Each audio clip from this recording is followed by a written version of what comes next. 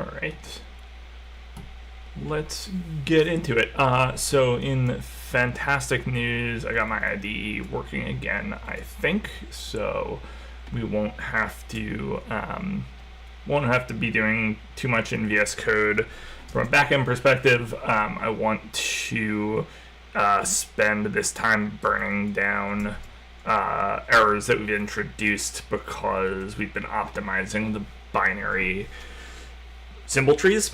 But before I do that, it's been a couple streams since I did a demo of Glyphos itself, so I wanted to start with that. So let's see which of my scenes will show Glyphos. That one. Good. That's the correct one. I thought that was broken. Cool. So I'm just going to do the demo that I've done before. It's the demo of deriving foil. If you've seen it before, you can skip forward. Or if you're watching me on stream right now, nope, no one's watching me, so it's fine. I'm going to do the demo. Okay, so Glyphos is a math processor in the same way that a word processor processes text. We used to write on paper with pencils and pens and stuff. Then we wrote using typewriters. Then we invented word processors. And now I don't know, I'll just write in email browsers. But we do still use word processors because they're a hell of a lot faster than if we were writing on typewriters and using whiteout and all that. We don't have a similar thing for a math processor. We don't have something where you can do proper math like you learn in middle school and high school, college. Maybe you are a physicist, maybe you're an actuary, maybe you're an economist, maybe you just like doing math for fun, maybe you're a mathematician. I'm a poker player. I do this stuff when I play poker. I want to be able to say things like the EV of call is, you know, the $80 that I'm putting into the pot plus the chance that I get called times the amount that I'm gonna win, and then solve for f. I want to set this equal to 0 and solve for f. A little bit of algebra that I want to solve to find out where I'm break even. This stuff comes up. We don't have a great way to do it right now in a computer. You can put it into a spreadsheet and use their little numerical solver. You can do it on pen and paper. We should have something that lets us do it for real. And so how do we do this? Well, if you think about what we want something that lets us manipulate symbols. So my original name for Glyphos was the pretty uninspired symbolic manipulation engine. That's kind of what it does. We have a bunch of types, like real numbers. We have interpretations, which is how the parser will know how to interpret stuff, so we'd better interpret plus as a plus, and it better be an infix expression. These are all importable, but they're also all user definable, so we can create any kind of mathematical context we want. I'm skipping over a lot here because it's sort of doesn't matter for this demo. The point of this demo is we want to, if we have something like x plus y times, or let's do w plus x times y plus z, we're going to hypothesize this, which means it's going to go into our statements here. And then, whoops, except we don't have the type w yet. Let's undo that and add, so duplicate interpretation w, and now let's try that again, hypothesize. Okay, sweet. So now we have a statement w plus x times y plus z, where w, x, y, and z are all real, and multiplication and addition behave how you expect. And then we would like to be able to derive that this is equal to w times y plus x times y plus, what's the best way to do this, times z plus x times y plus x times z. Yeah? This is how this distributes. And we'd like to just be able to derive that this is true. Try to derive. Okay, it fails. Why does it fail? It fails because none of the transformations that we're allowed to make, and there are a bunch of them, things like associativity of multiplication, things like how exponentiation distributes over multiplication, and so on. None of these rules give us FOIL directly. What we have is commutativity, we have distributivity somewhere in here, right there, but we don't have the full, we were taught FOIL when we were in middle school in the US. I don't know how it's taught elsewhere, but it's just this idea. FOIL is an acronym for first, outside, the inside, last. So we'd like to derive this, and we'd like to make it a theorem, make it a transformation that we can use forever going forward. And so how are we going to derive this? Well, we do have distributivity. So we do have that this is a thing. And given that we have that that's a thing, let's drive it. And so we can write anything in this text editor part that we want. Doesn't matter. But then when we derive it, it becomes a statement, and we can continue to derive things based on that statement. So let's turn this part into w times y plus x times y. And this should be derivable. And it's also by distributivity, right? And we can actually see that. It says derived from the previous statement. And it says what rule it used. And you'll notice, by the way, that the rule is happens to be expressed in x, y, and z. But the variables that those stand in for were not x, y, and z. They were like w plus x is what played the role of x in the transformation there. So the name of the variable doesn't matter. The type of the variable does matter, which is what you would expect. Okay, let's distribute the other one as well. So this is times z times z. Get rid of this. Good. And now, hey, do we just have what we wanted? We have it in some order. Notice it's not in the right order, and I don't think we can just derive this in one step, because, can we? No, because whatever the parentheses are here implicitly, like it's probably this is in parentheses, and then this is in parentheses, and then this is in parentheses. Those are interfering with our ability to just flip-flop terms around. It takes multiple transformations to make that jump. But let's see if we can make it a little bit better. Let's say, okay, so we need to change the associativity of this. We want w. I actually don't know how this is parsed. Okay, yeah, I was right. So that's sort of a little trick that I won't get into right now, but when you evaluate an expression, it'll throw the parentheses on there for you, which is something I might make more explicit in the future. So let's see here. So we want to move a whole bunch of parentheses to the left, so I think we should just be able to do this because of commutativity, because of associativity. Yep. And then, sorry, my caps lock was on and it was messing up Vim. And then, what do we need to do to get into the form we want? We need to flip-flop these two middle terms, right? So from this, we can say this. And if this feels ergonomically bad to you, I agree, and that's the whole point of the the optimization we're going to be working on today.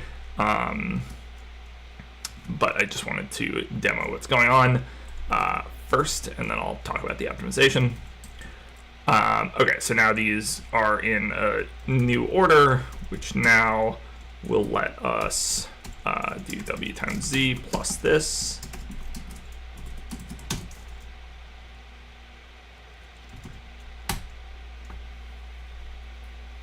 And we're also getting these timeout messages, which is also hopefully going to be fixed by this optimization.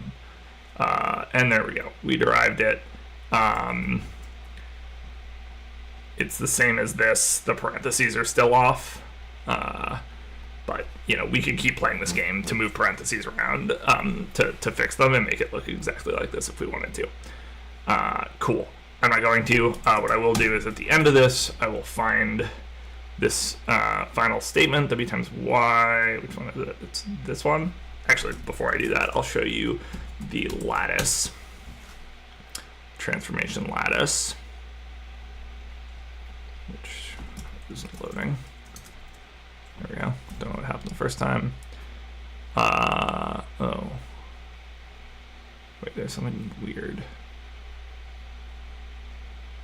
Okay. Well, it's really clumped up. I gotta mess around with some of the parameters on the lattice. It's really hard to see, but basically this lattice shows the derivation. Why did I hypothesize something I shouldn't have?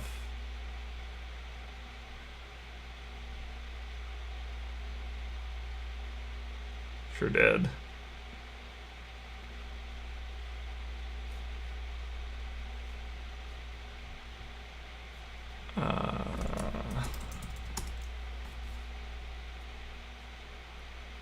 Okay, well,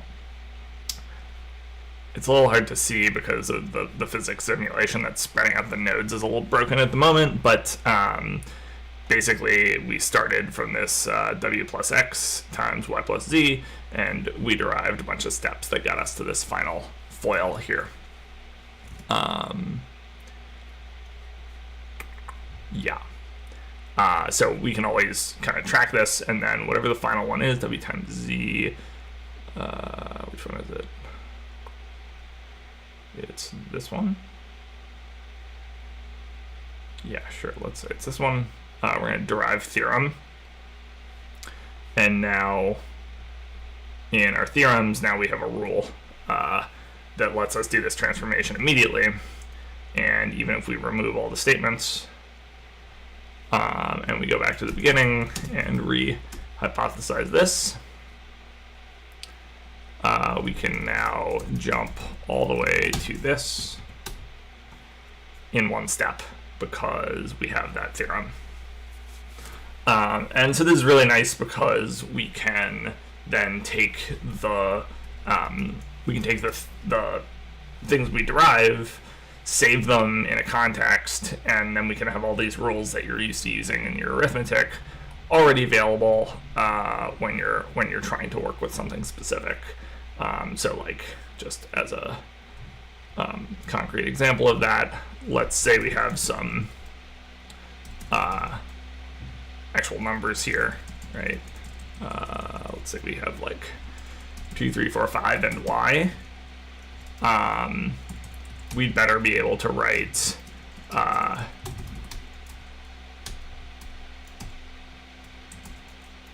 2 times Y, 2, 5, 3, 5, 2. I feel like I missed a Y somewhere. Oh, there it is. 2 times 5. What did I do? 2, 5, 3, Y, 3, 5. There we go. And so if this is hypothesized, we'd better just be able to derive this. And we can't. Why not?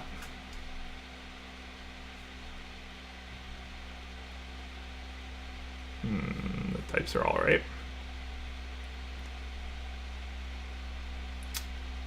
going to make it possible to copy paste out of this.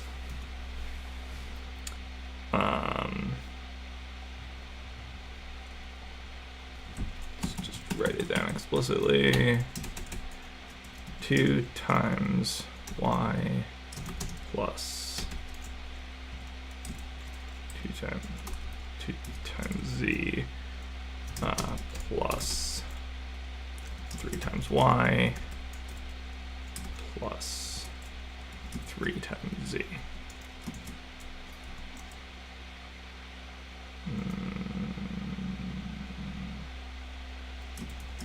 Something seems wrong with my parentheses. There should be 3 at the beginning, and then 2, and then 1 close. There should only be 2 at the end, though.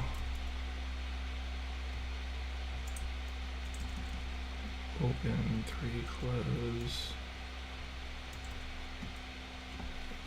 Why does it not look like my parentheses are balanced in here? 3 at the open, 1 close, 2 at the end.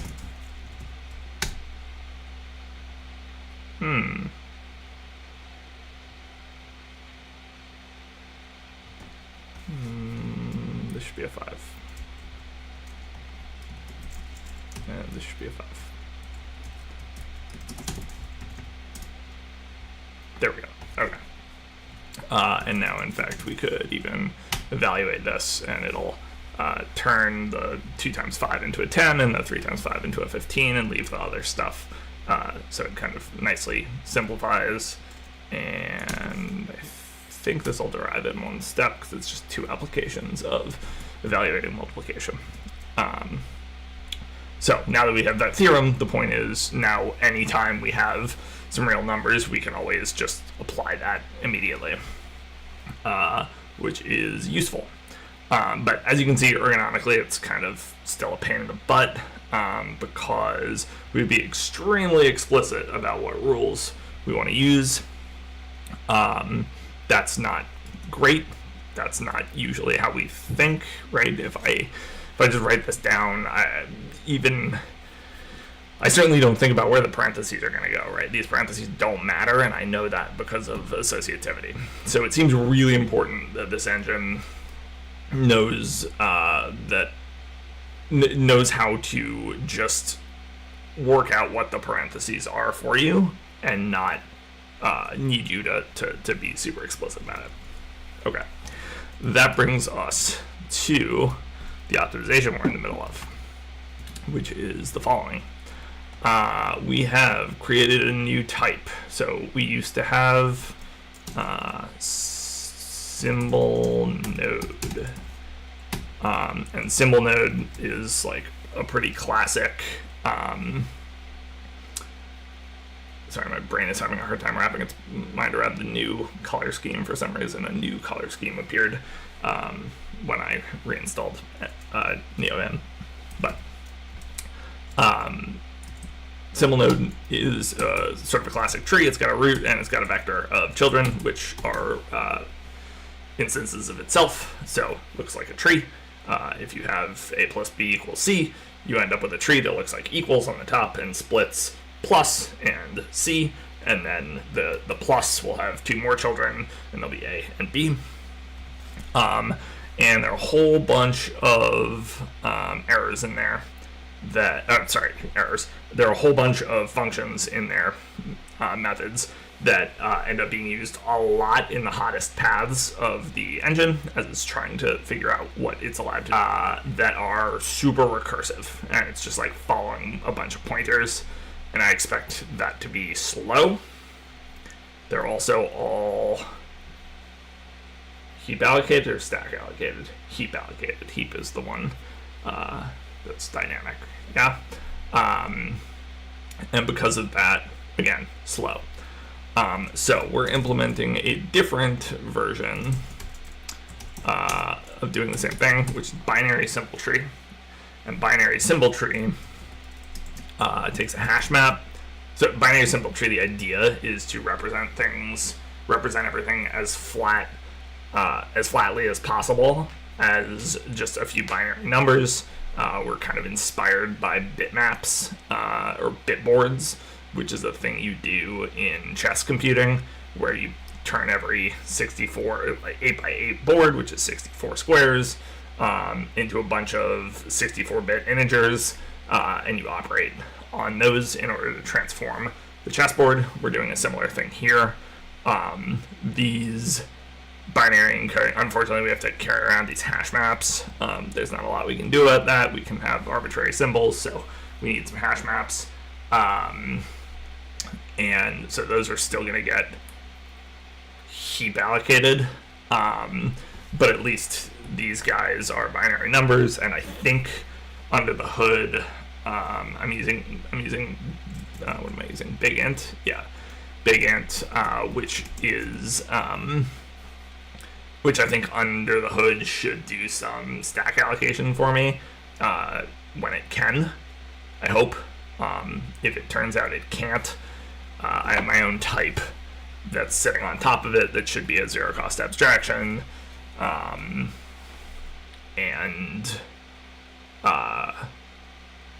if I need to, I will make it so that when the binary symbol tree is small enough, it uses normal binary 64-bit integers, which will then get allocated to the stack. Long story short, we're optimizing. We did a sneaky find and replace, where we alias binary symbol tree as SymbolNode in the main files that use it, and we alias SymbolNode as old SymbolNode, and we're working through errors to try to fix all of those, and at the end of the day, we'll use the debuggers or the IDE's refactor function to finally change everything back to the correct names, assuming that things work and our benchmarks check out. That's the goal. So to that end, I am going to come over here, say goal.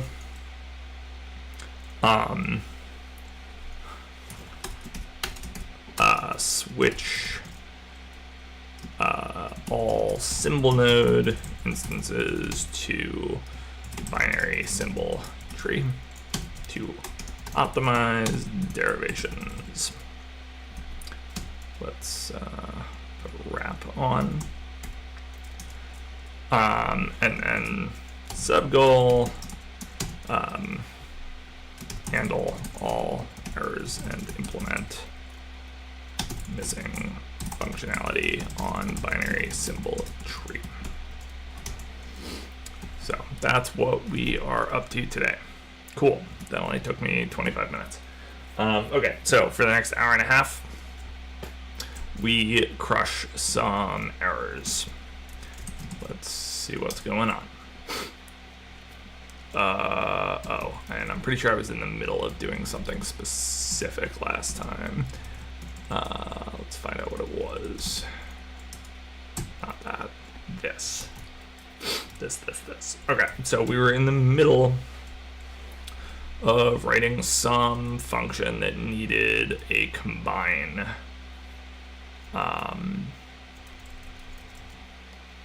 helper function. Oh my god, this color scheme is going to break my brain. Why did it turn things red? I really hate that. I have no idea how to get my old color scheme back either. Okay. We'll make it work. So goal was, right, we were trying to implement with child replaced, which I suspect I want to be a public function. Do. So this is a function that exists on SymbolNode, and we're implementing it for binary symbol tree.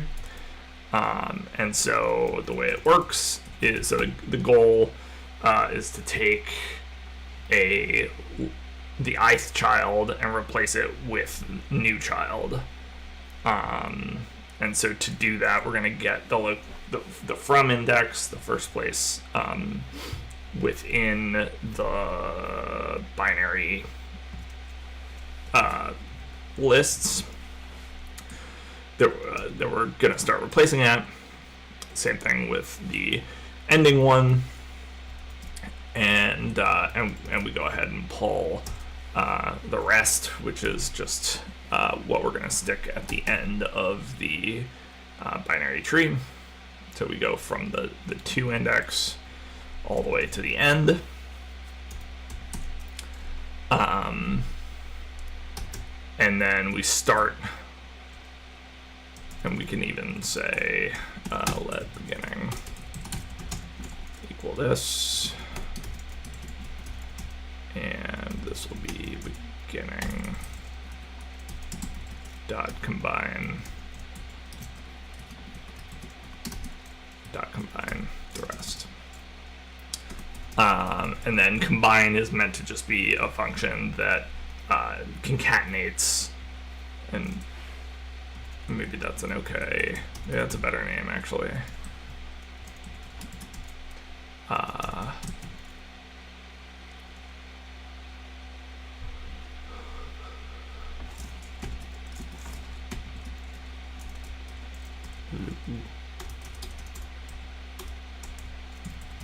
What is happening? There we go. Concatenate other self. And so this takes left parens, it concatenates it. It takes right parens, it concatenates it.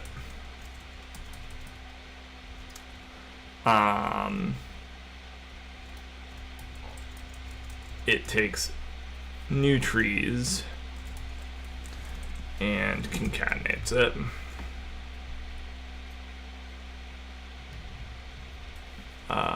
Do we have to clone these?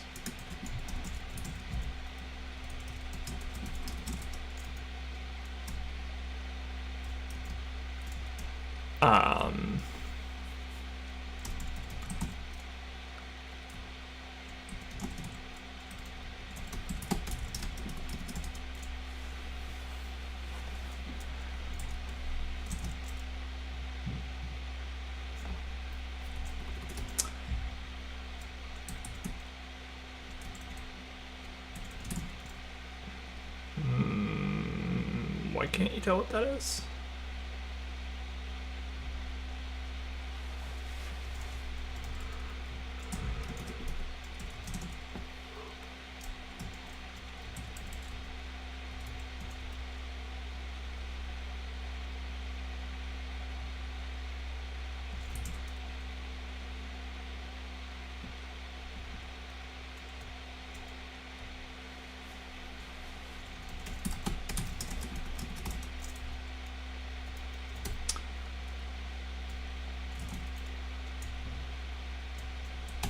This needs to return a result.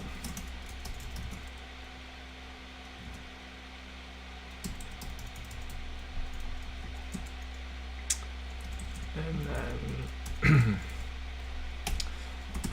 okay, and then we just need to work out how to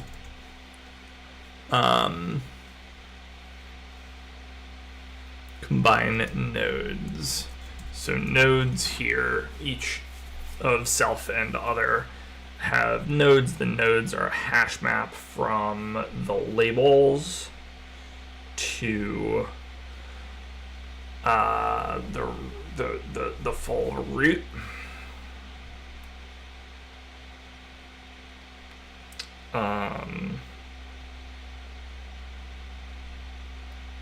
It's a sane way to do this. Let's say to do unoptimized. Let's say optimize this. And we'll just say let roots be self.nodes.values Um,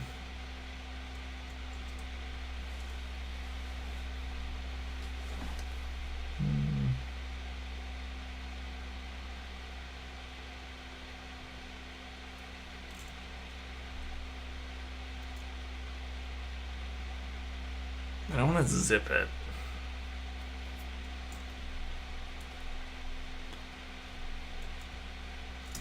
So like here's the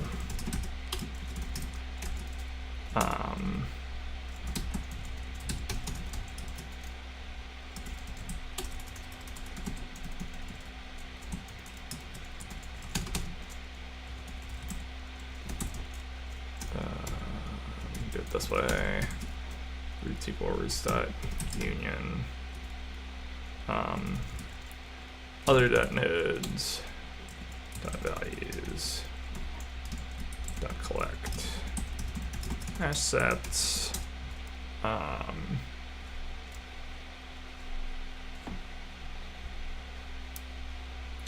and then we want to make sure there aren't duplicate keys, which is going to be easy enough because we can say let n roots.length, and then let to return equal roots dot into iter dot map root goes to root dot label, or maybe like get name, I think is the thing, and then root dot collect hash map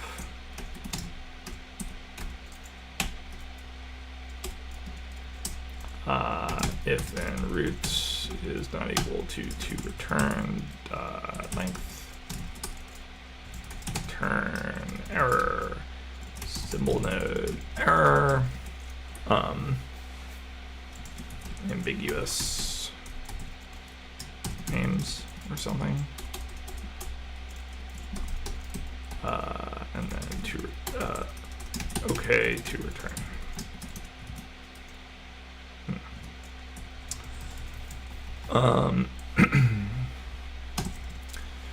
Okay, let's check on SymbolNode error.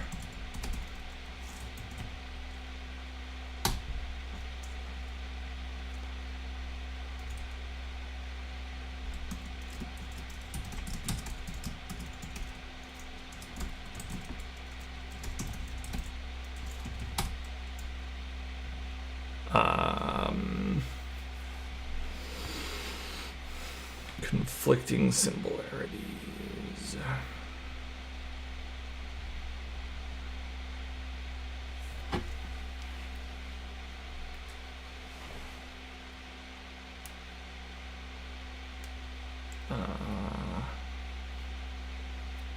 Yeah, I'm just gonna say ambiguous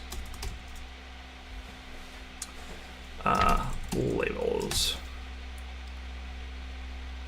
Symbol name.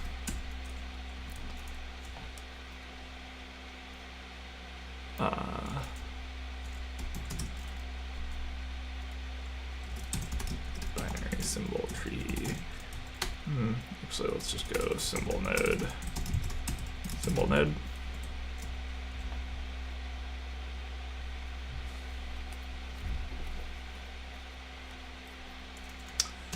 And now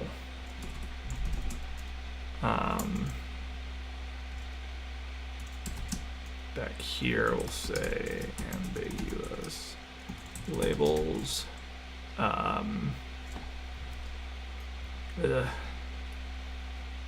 Let's just say ambiguous labels for now.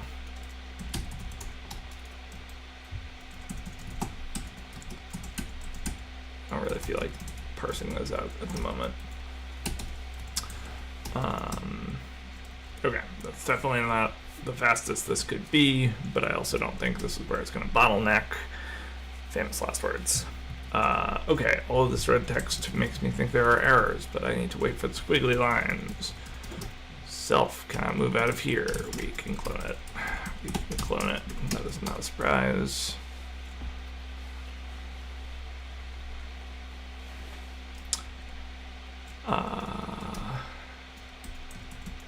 Get range.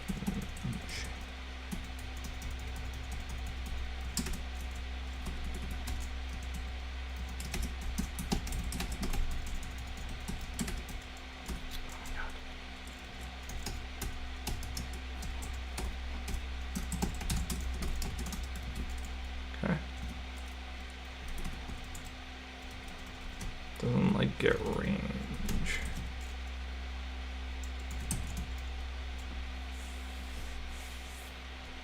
Get range from left.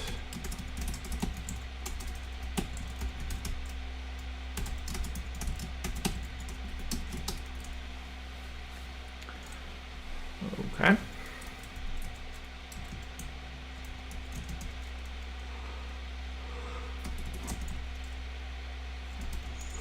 Ooh, excuse me.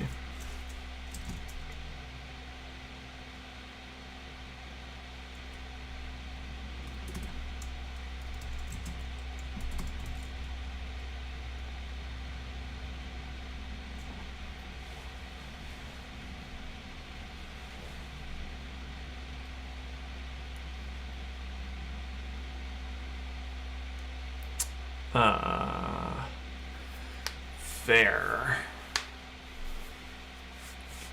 Right, so this is actually not going to quite work because we can't. Getting ranges doesn't really work on the binary symbol tree because they might not be valid binary symbol trees.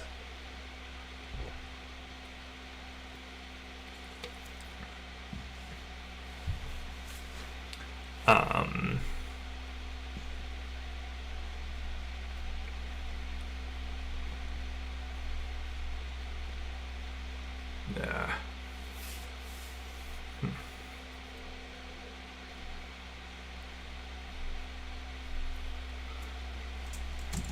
Make sure.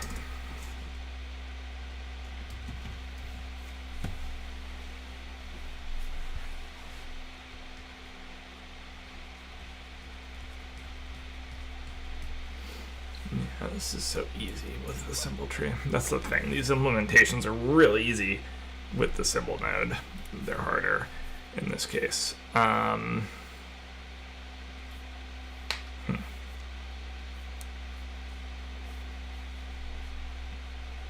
This is essentially a really unsafe operation.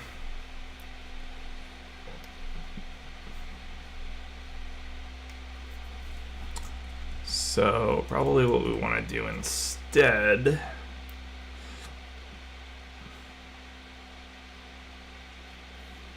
is what we want to say, let nodes be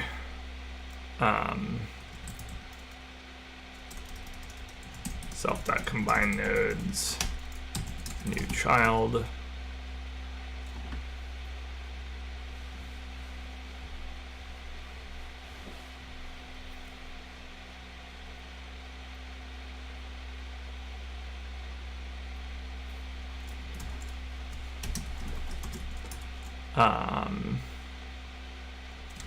let L parens be self.L parens dot get range from left 0.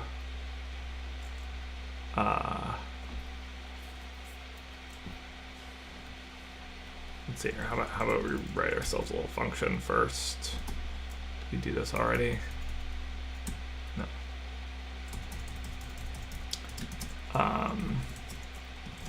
Let merge be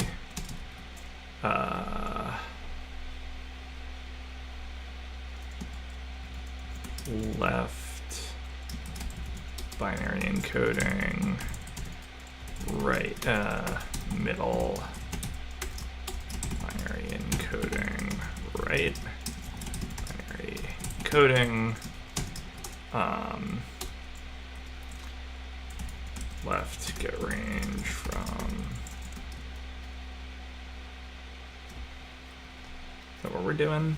No. We want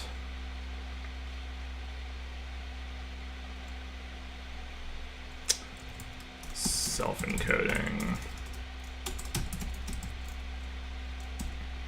other encoding, and then self-encoding, get range from left 0, replace from index. We'll say let beginning, let end be self-encoding dot get range from left, replace to index self.length in bits, and then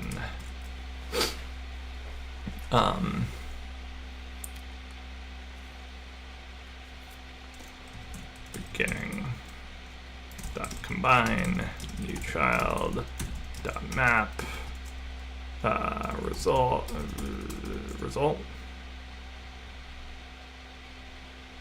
value value dot combine the rest flatten.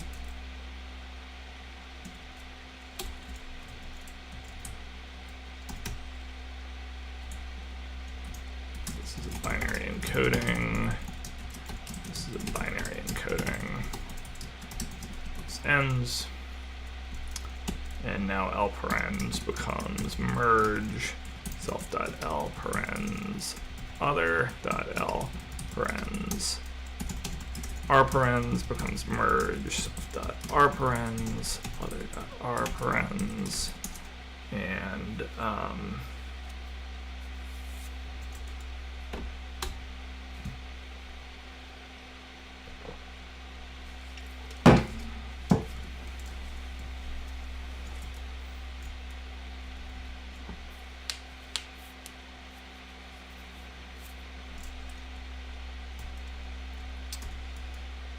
then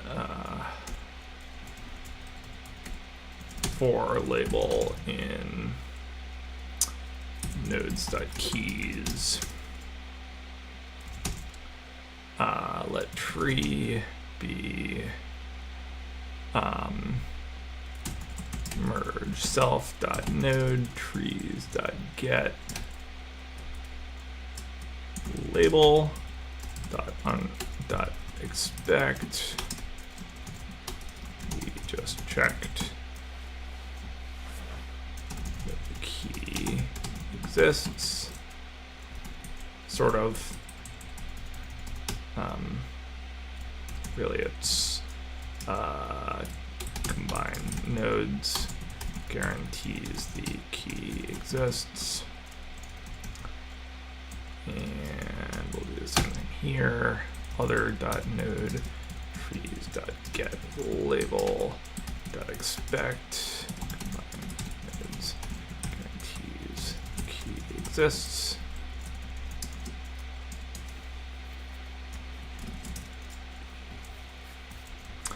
Mr. Formatter. Do I not have a formatter?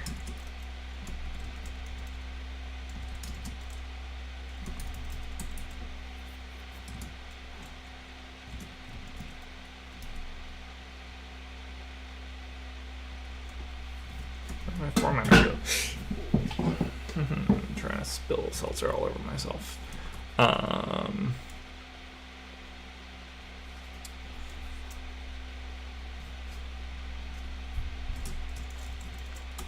Tree sitter. This formatter. Is that a thing?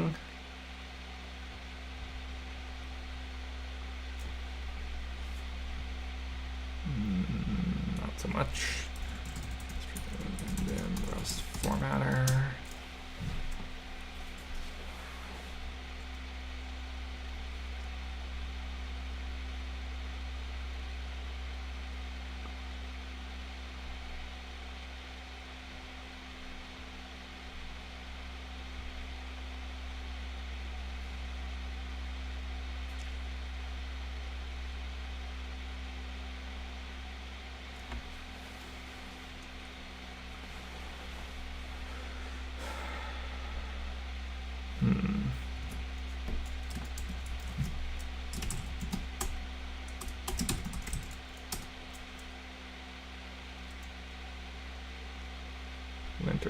formatter is what I want.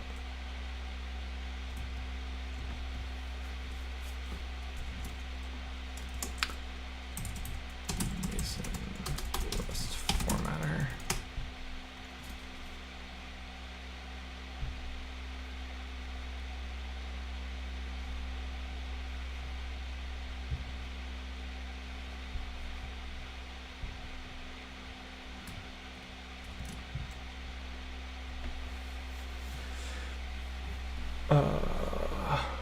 Ruby format. Rust format is deprecated in favor of what? Deprecated.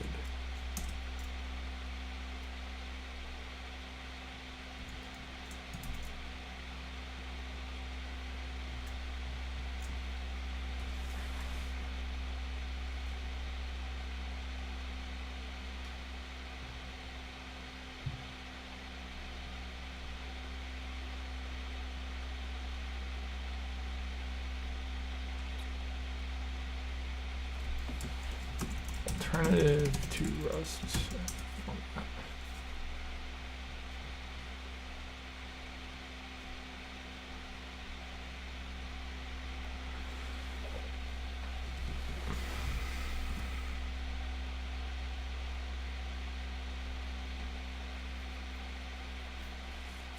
Rusty Wind. Am I gonna regret this?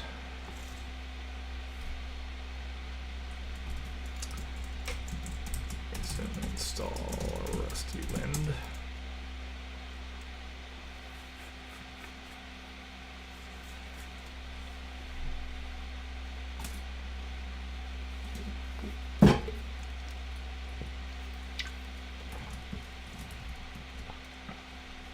Hey, Aman. How's it going?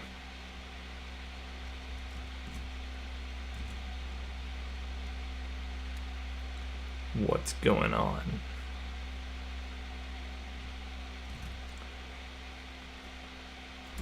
Rusty Wind.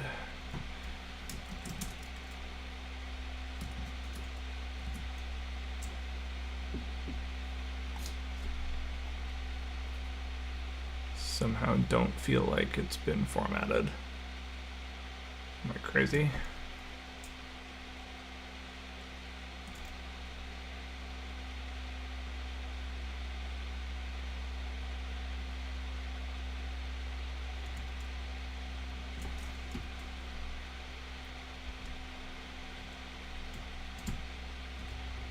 Not loaded.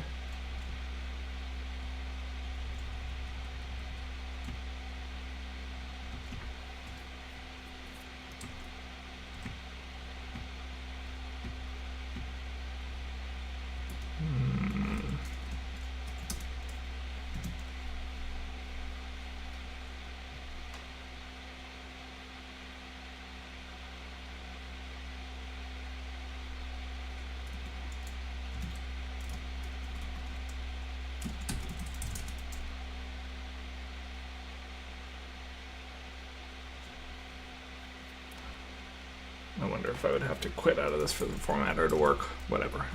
Subscribe me. Oh, thanks, man. I gotta set up. Alerts for that. I had alerts set up on my old streaming account, and I haven't set it up yet on this one.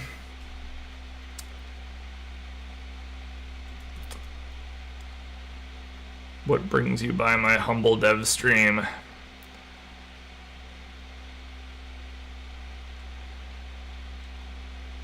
And also, what the hell was I doing? I was resolving just many errors. What's the problem? Let's start at the beginning. Get matching parentheses. Doesn't like it. Get matching parentheses. Get matching right parentheses. That one's easy.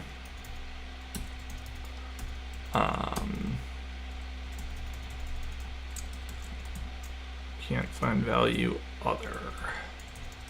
That's because it's called new child. here.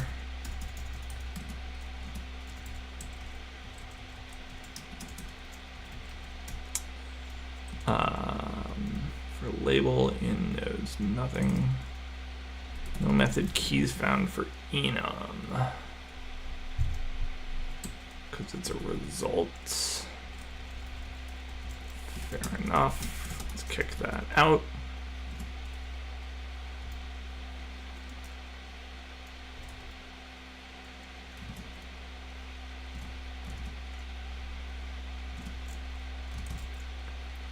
This method takes 3 arguments, but only 2 were provided. Yep, it needs to know the length. So this is going to be self.length in bits. And this is going to be new child.length in bits.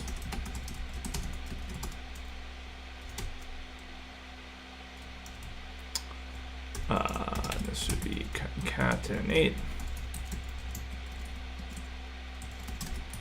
Concatenate.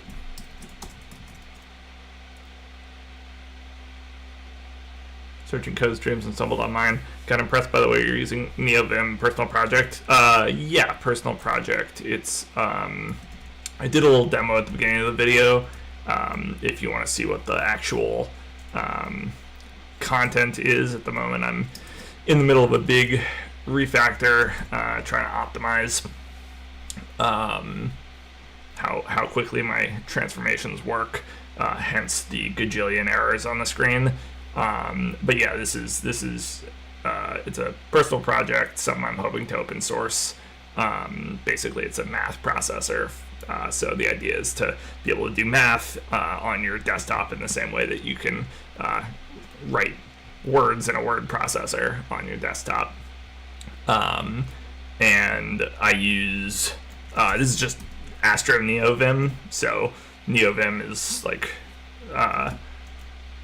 well, as you're saying, NeoVim is cool. Astro NeoVim is pretty much out of the box configured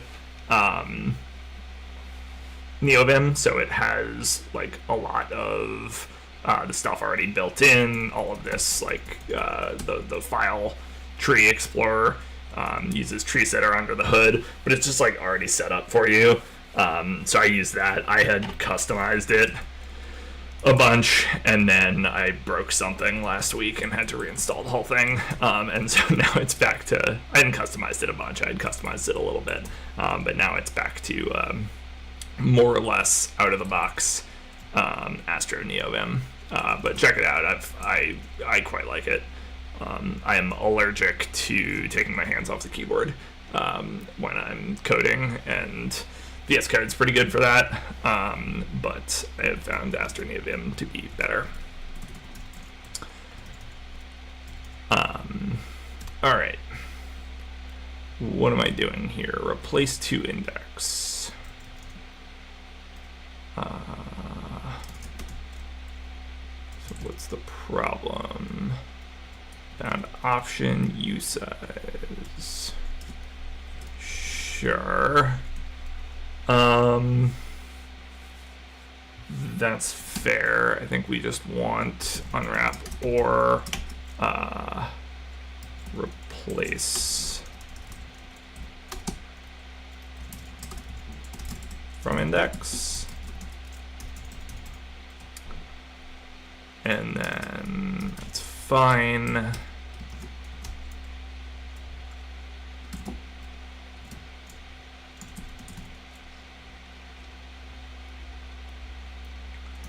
And this is end.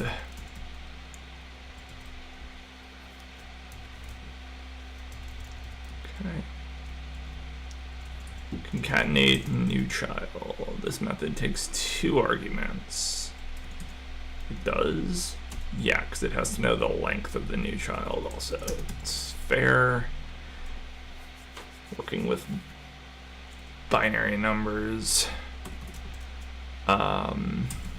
New child dot length, and this should be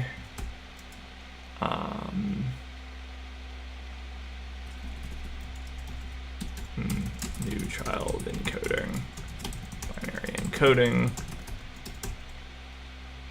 New child encoding.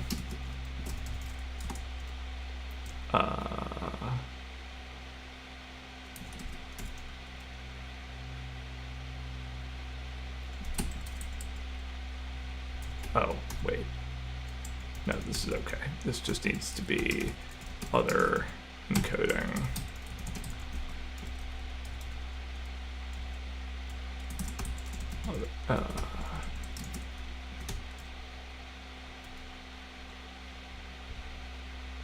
New child. This is slightly painful. Rename this. This is new child encoding. So, self-encoding.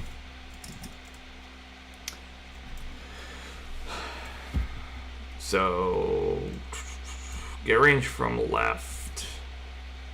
From 0 to replace from index is good. Get range from left.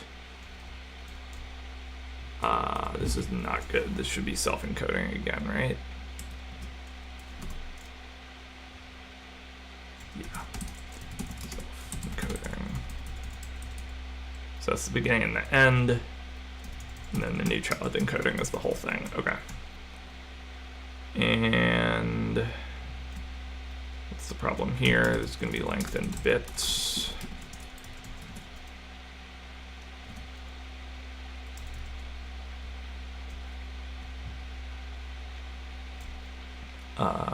This is going to be self.length in bits. And why don't you like mapping the result? Binary encoding is not an iterator. I agree, it's a result. Is it not a result? Concatenate returns just a binary encoder. It's not a result. Sure. Yeah, okay. That makes sense.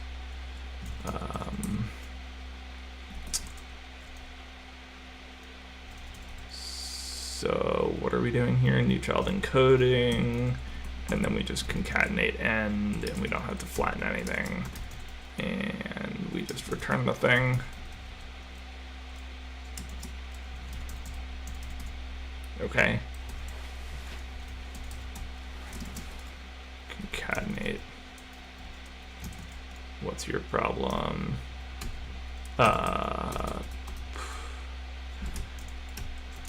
Okay, here we need to know the length of end. Let end length be what? Self.length in bits minus replace index, replace to index. There's no off by one error there. And this is end length and end. Sweet.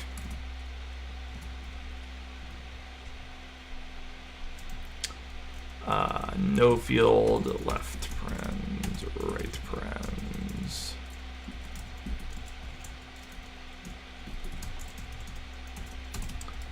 Right parens, left parens. Do you use any of them? I assume you do if you could just recognize it.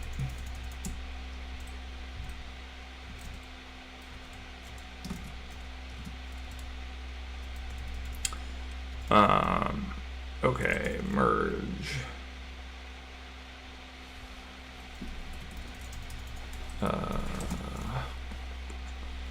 Can't find value other in scope. Yeah, this is the line that needs formatting. Should be new child. Can I just use Rust's? Isn't there some cargo? Rust cargo formatter. Am I crazy? Just typing Rust format file name if you use current. So if I just say Rust, oh my god,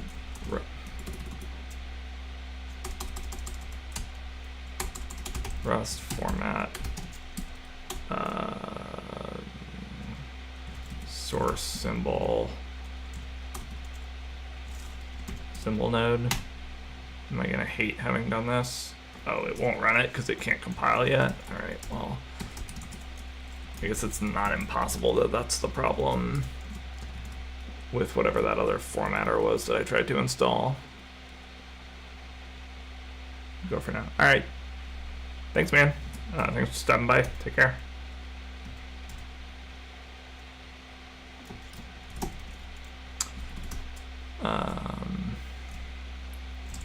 Okay, merge. Yeah, that's fair enough.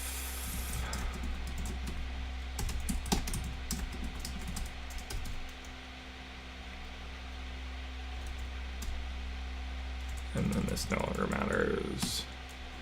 And now we do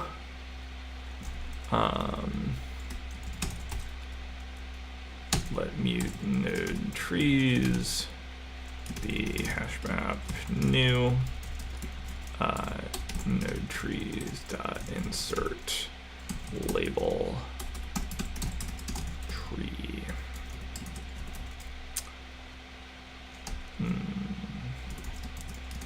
Okay, self new nodes l parens r parens node trees.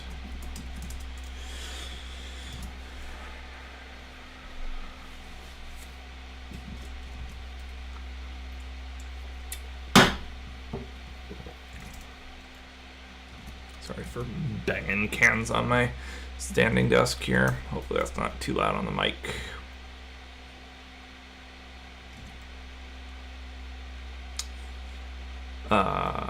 Okay, merge. Can't move these things. If I make them references, I don't know how much of a difference this makes, honestly.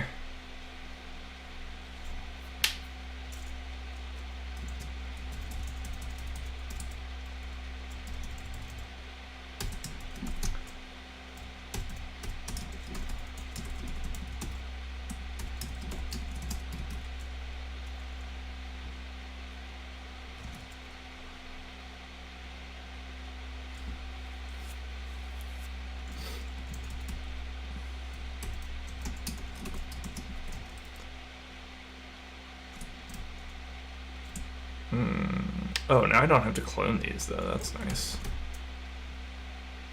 So actually this doesn't need this, it just needs no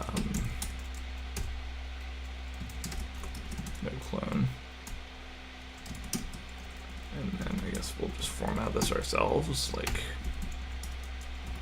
it's 2005.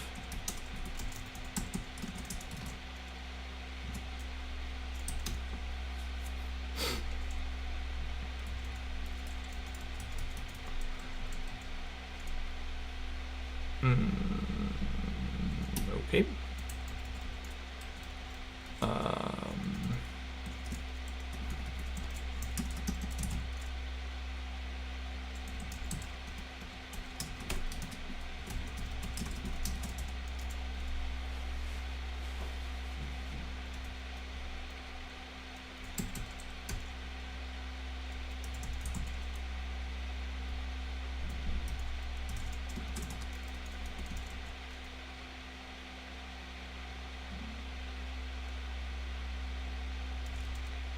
I'm confused. Expected binary coding concatenate.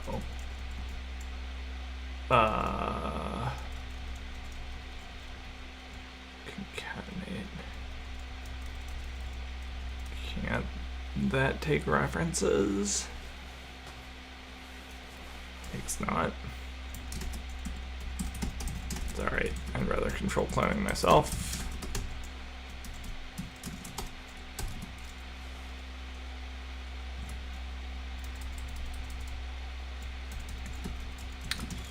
Okay.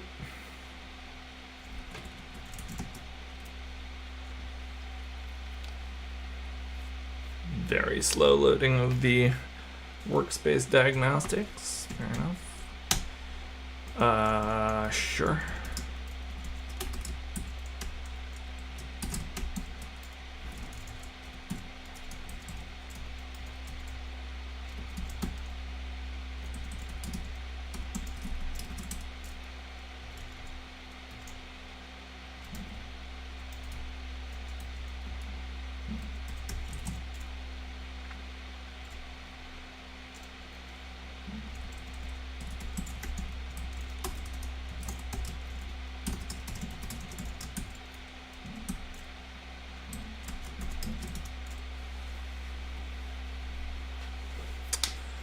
There's got to be a better way to do this, right?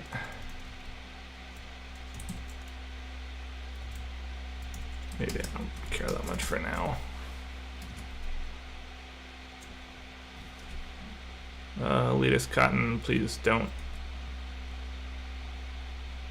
advertise.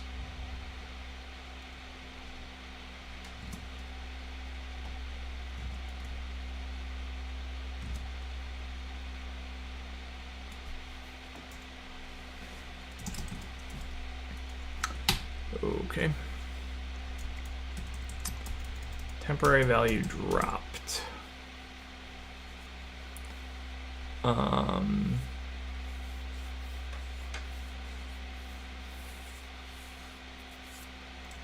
Fine, let 0 equal binary encoding 0.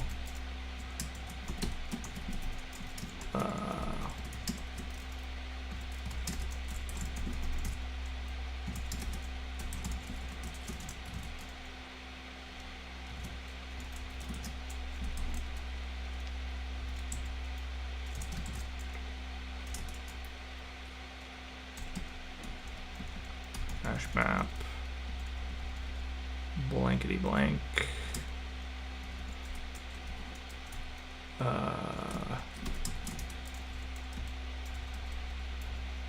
that what I need? No. That's what I need.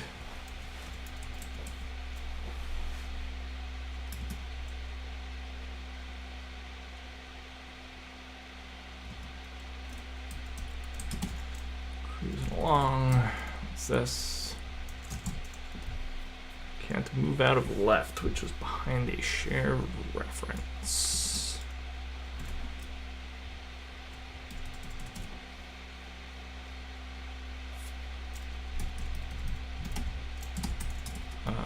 Yeah, it's gonna have to be cloned anyway.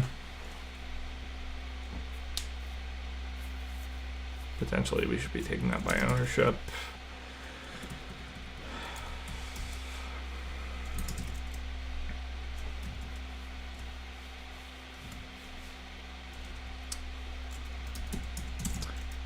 Types expected found.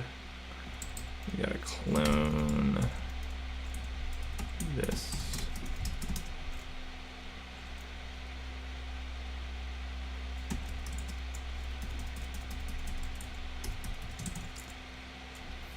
Expected found.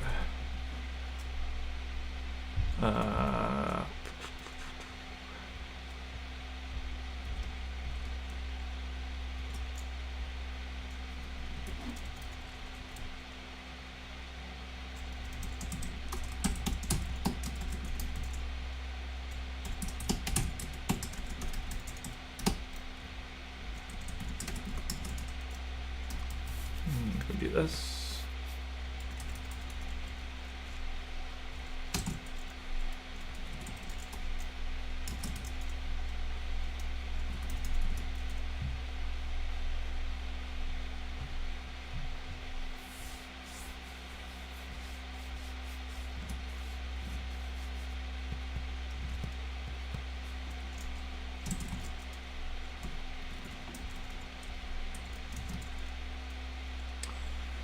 Temporary value, all right.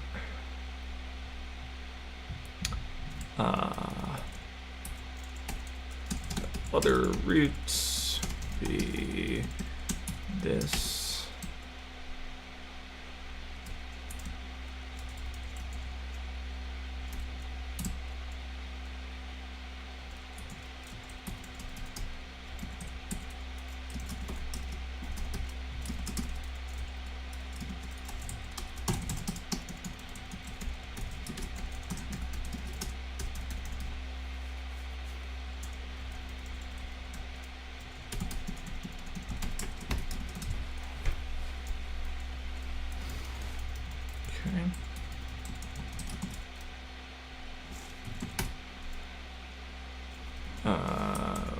Okay. Hey. Back in transformation with child placed as root. Didn't I fix that?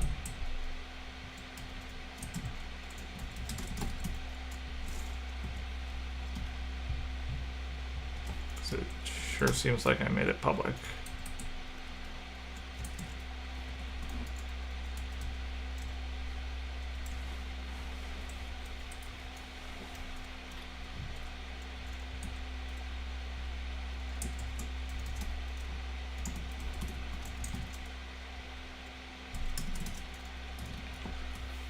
Did not rerun the debugger until it's saved, maybe?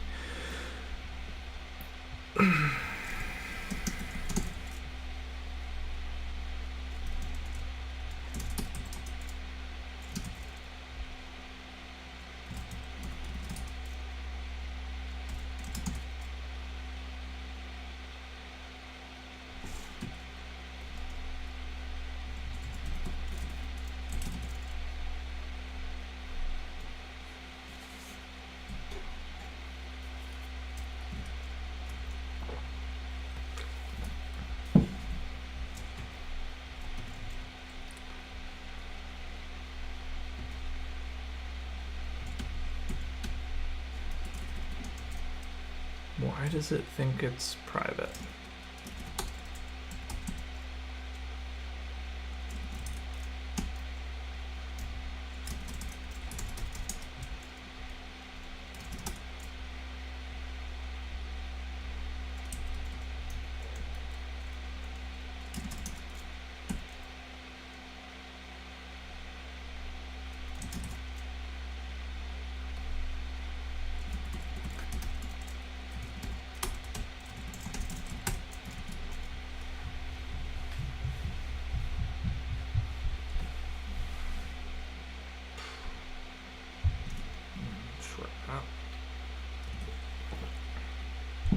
I can hear my kid running around over my head.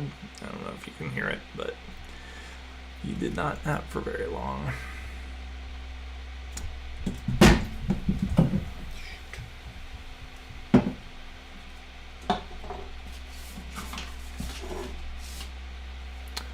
And now I'm spilling water. Give me one second.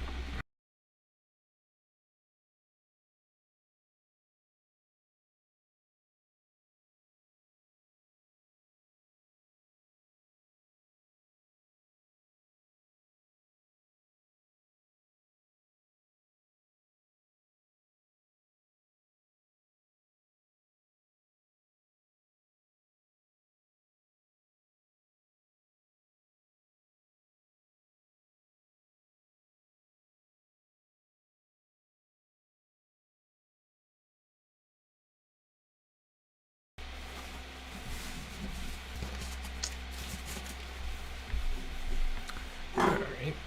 Let's try not to do that again.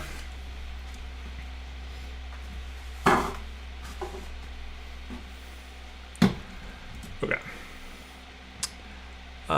Let's see. I don't know why it thinks that. Let's chase errors from here instead. Transformation 3, 33, 23.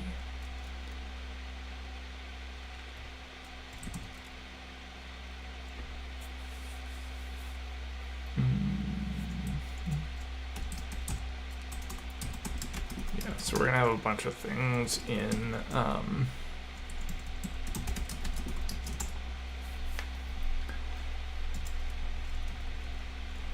bunch of things in the tests that are just going to amount to calling into to transform back or forth among symbol nodes.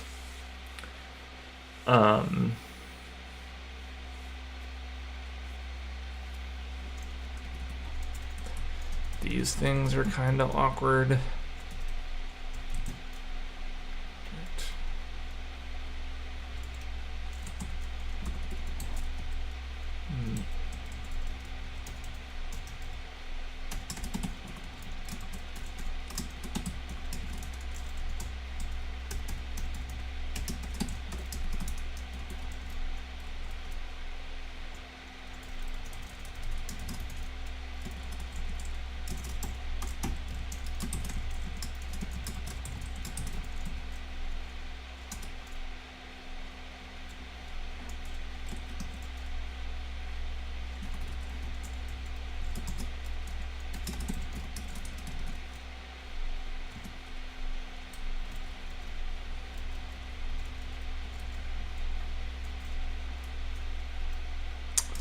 I don't really know why these didn't change when I replaced them.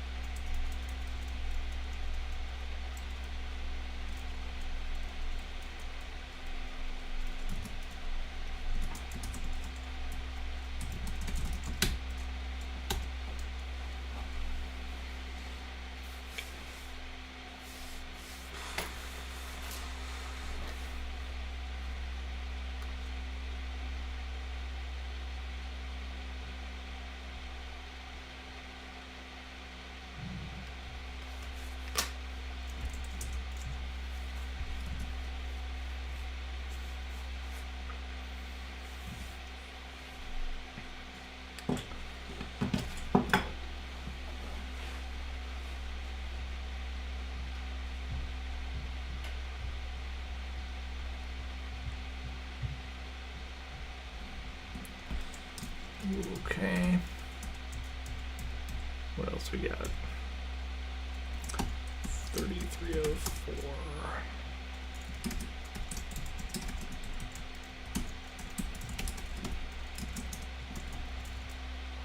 Yeah, these are all correct.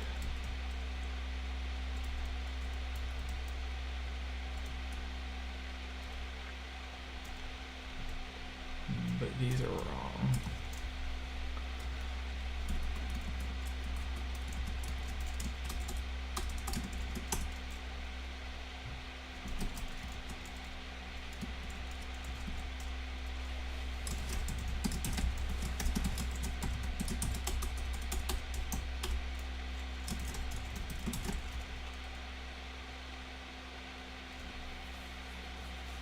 I wonder if I just want to change every instance of SymbolNode leaf object.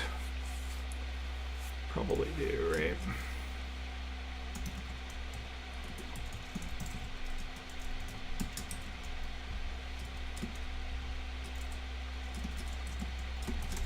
SymbolNode leaf object.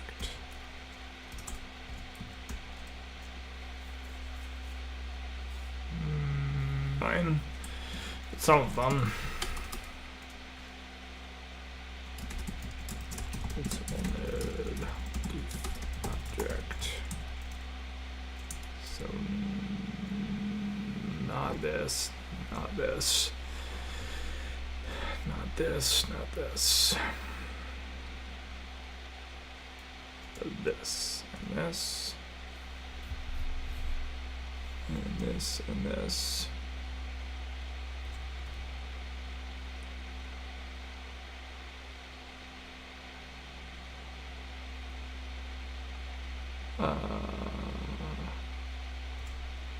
Yep.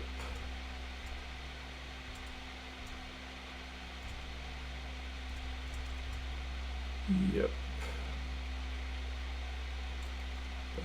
But not these.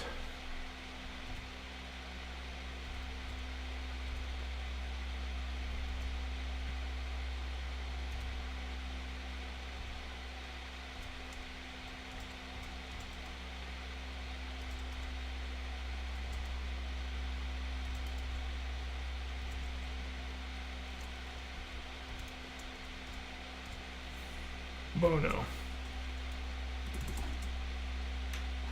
Wait, shoot.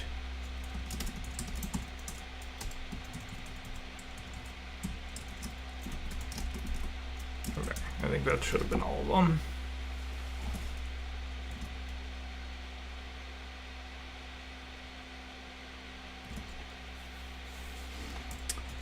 Let's cargo test again.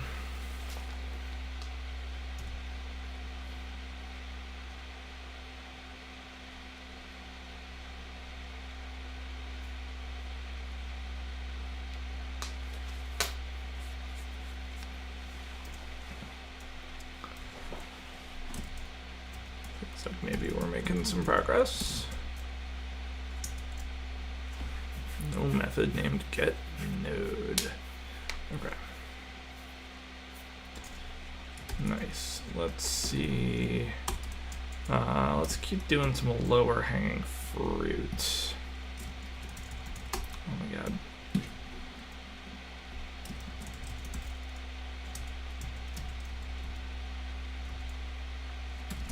$32.41.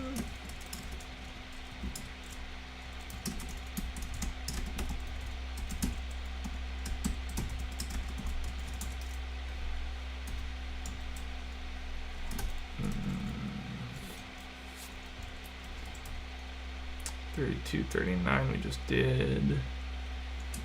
$32.10.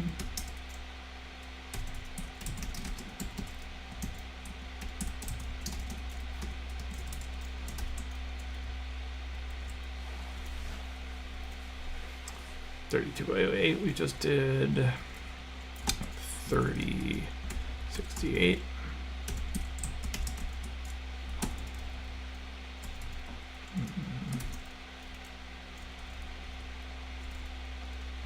$30.43. Transform all.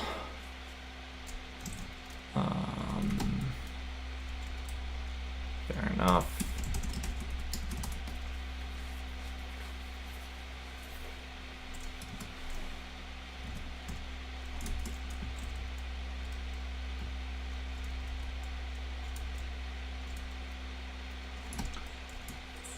$30.10.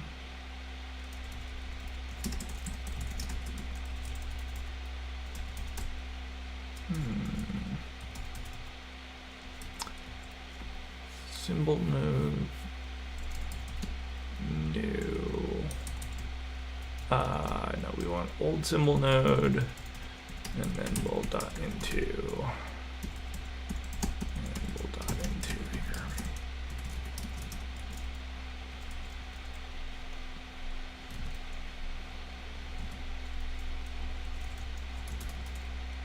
Okay. 35 we did already. 29.96. Self equals statement, sure. And same thing here. Same thing here.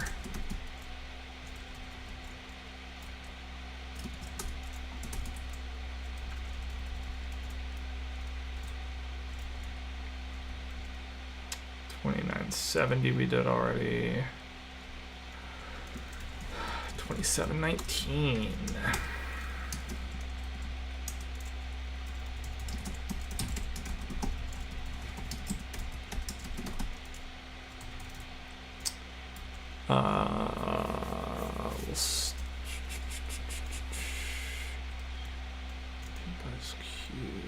Where's as proposition? SymbolNode.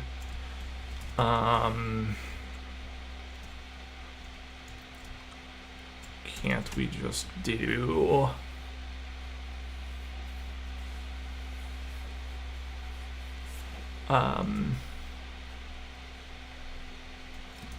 SymbolNode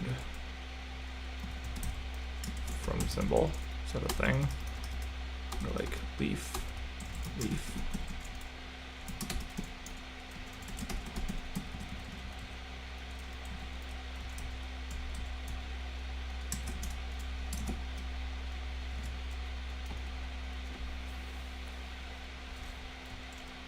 And that, I think, should fix a bunch of stuff. But let's go cargo test.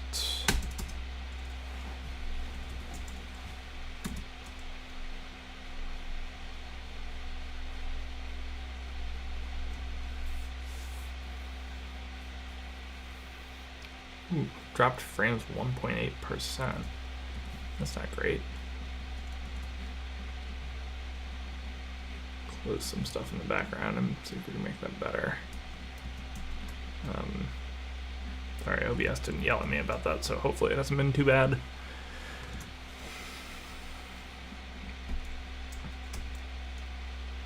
Are these my new tests?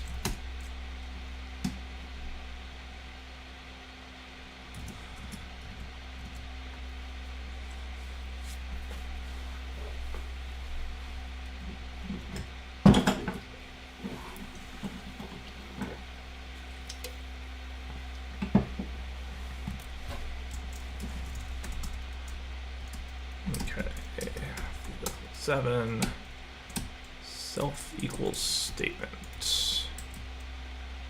Let's do dot into here. Okay.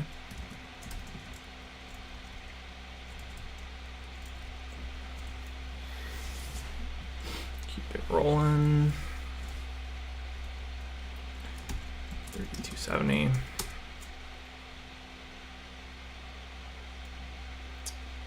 Type annotation needed. Why am I calling dot into here?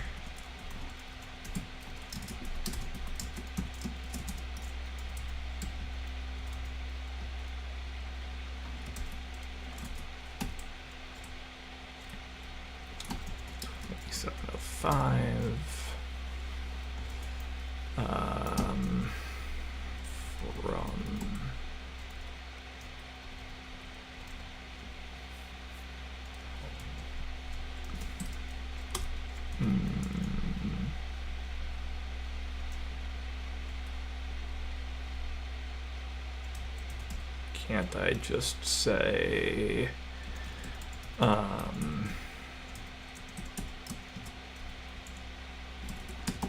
let's say this, we can just say SymbolNode join, and then that.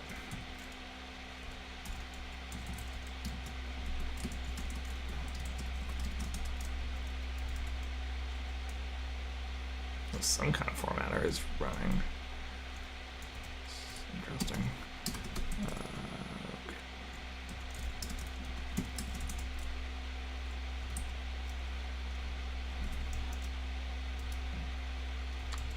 Oh, maybe that's not how join works. But as proposition.join,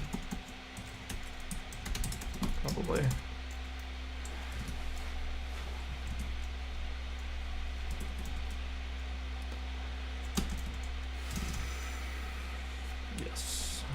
Okay.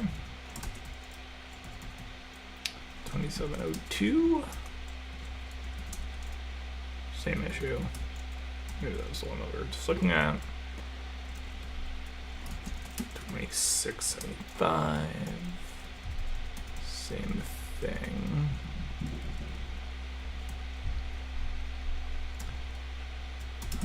Get rid of this, get rid of this. As proposition dot join.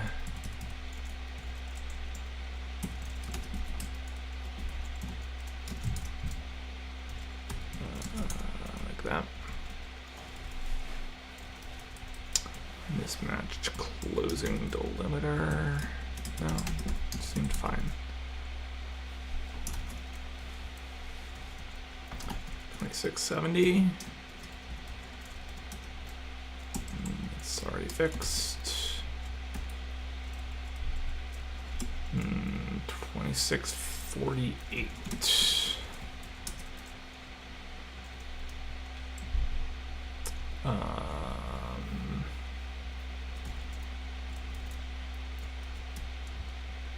So this should be old SymbolNode, old SymbolNode. Don't know why this wasn't called in the find replace. Oh, it's because it's a leaf, not leaf object. That's fine. And dot into.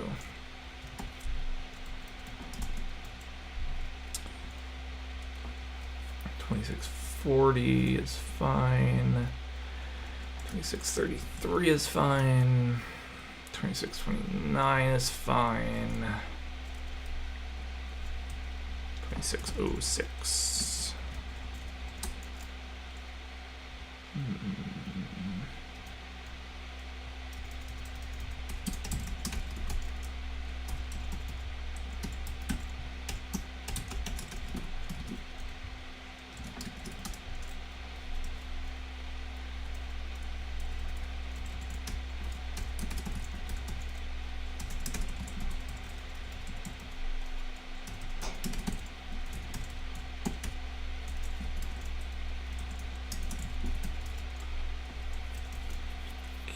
Okay.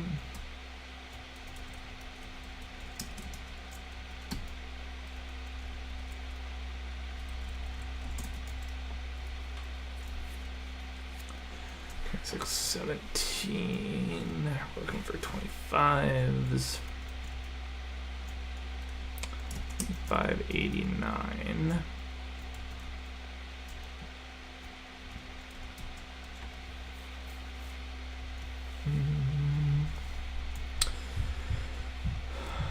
Okay, what's the issue here? So as proposition needs an into at the end of it. Or symbol, no. Symbol node leaf.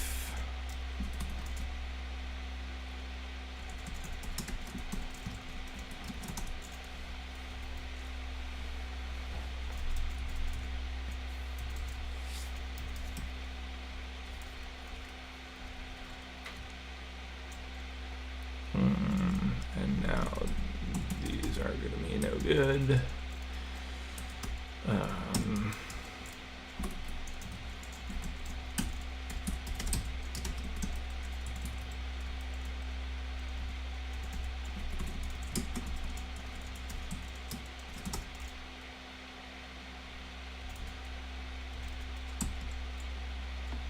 Okay.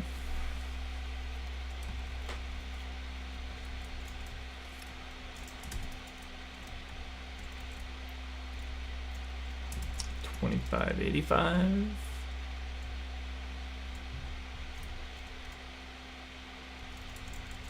Should be okay now. 577. Fine down to 25.32.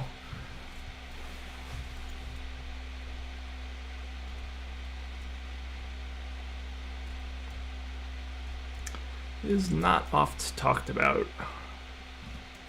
when you have a bunch of unit tests and then you refactor, you also have to refactor your unit tests sometimes. It does impose a cost, is my contention. I think it's still worth it, but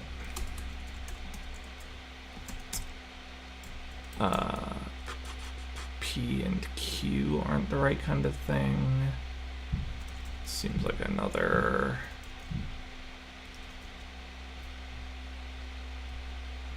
parser, parse binary, blah blah blah. Why are P and Q symbol node here? Where's P defined? Where's Q defined? Parser is the parser. P and Q. As proposition needs to change again. Symbol node leaf. Like this. Did I balance my parens? Yes. Okay, let's cargo test. Mismatched.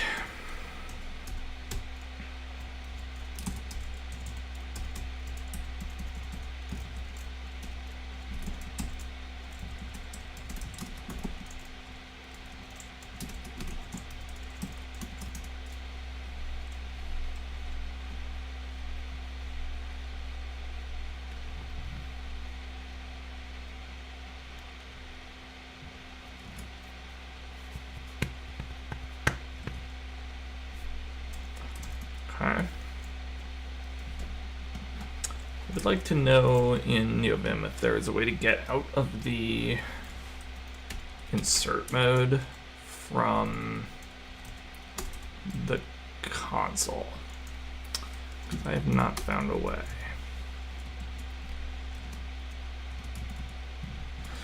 I looked a long time ago. NeoVim, exit, terminal, Control D. No, that's not what we wanted.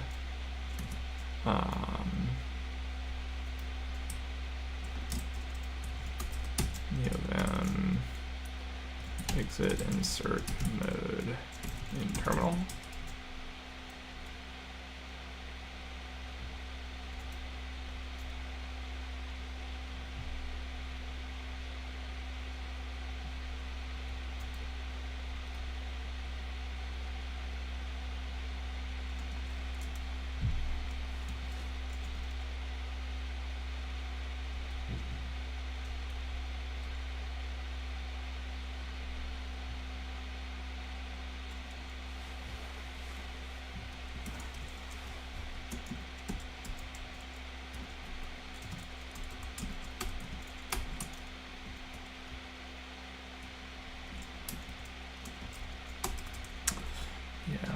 Do it.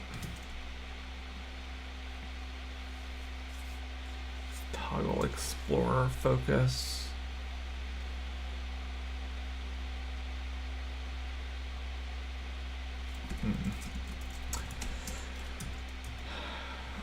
Use of moved value 2713.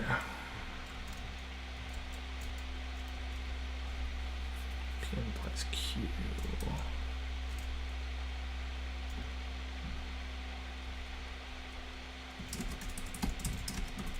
Whatever, we can just clone it.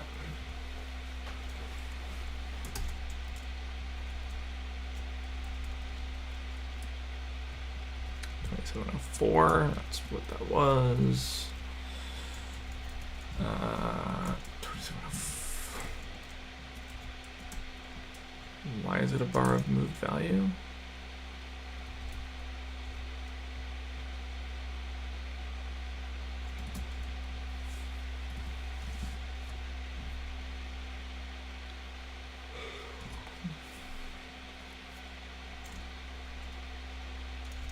I just clone it? Oh, I have to clone it here. Okay, that's fine. I don't care, it's a test. Doesn't have to be fast. I mean, this isn't gonna slow it down sufficiently to not be fast.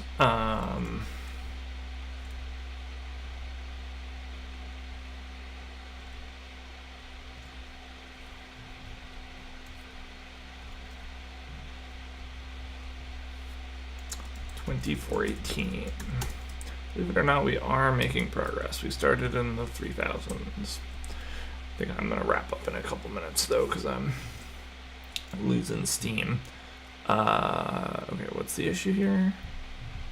2418.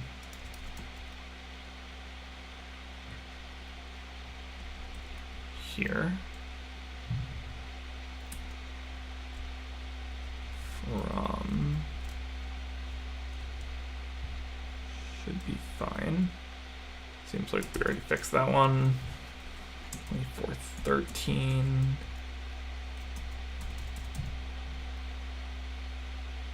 Seems like we already fixed that one. Okay, method not found. Relabel all. Cool. That's going to be something we actually have to deal with by implementing new stuff. So I think we'll stop there. Intermediate state. Need to implement relabel all. Okay. We will wrap up there for now. Thanks for watching. If you're watching, liking and subscribing and following helps me out. I know right now I'm doing all dev stuff. Soon I'm hoping to be doing more testing and actually using Glyphos to do some math. That's the goal at the end of this, is to have something that's ergonomic and awesome and has good front end and can be used by real people doing real math, including me. But for now, have a bunch of dev to do to get to the end of this cycle of optimization and make everything feel better. So I'll be back on Monday. Is that true? I'm not sure if I'll be back on Monday because my wife is going out of town. I will try to be back on Monday. I'll see what I can do. All right, take care, everybody.